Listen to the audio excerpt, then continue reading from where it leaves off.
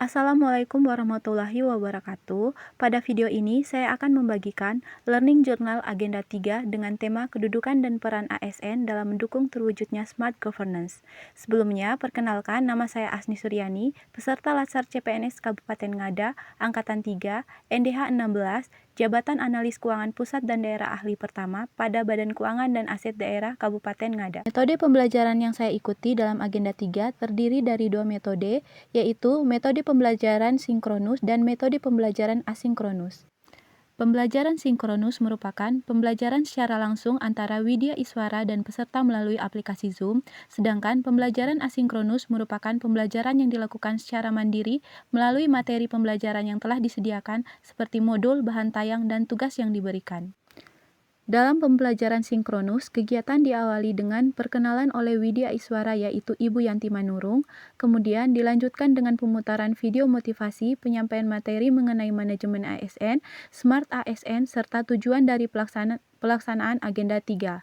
Selama proses pembelajaran berlangsung, kegiatan juga diselingi dengan diskusi dan sesi tanya-jawab antara Widya Iswara dan peserta. Selain itu, kami diberikan tugas kelompok berupa global benchmarking yang kemudian dipresentasikan dan mendapatkan review dari tutor. Kami juga diberikan tugas individu untuk menganalisis isu yang terdapat di unit kerja masing-masing dengan mengaitkan dengan konsep Smart ASN dan manajemen ASN.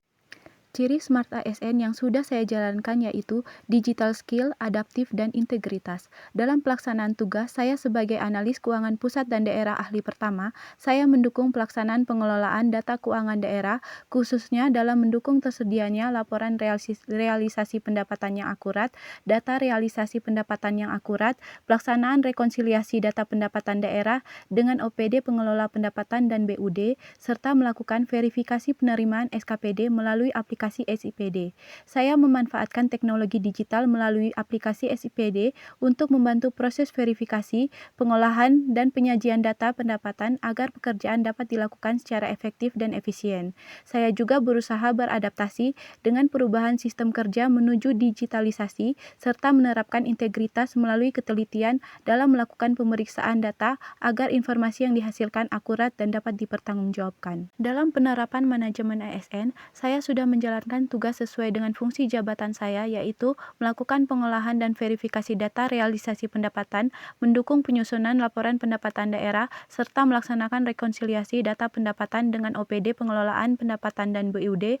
Saya juga terus meningkatkan kompetensi melalui pembelajaran arahan dari pimpinan maupun rekan kerja, serta berusaha menerapkan profesionalisme, akuntabilitas, dan koordinasi yang baik agar pekerjaan dapat terlaksana secara efektif.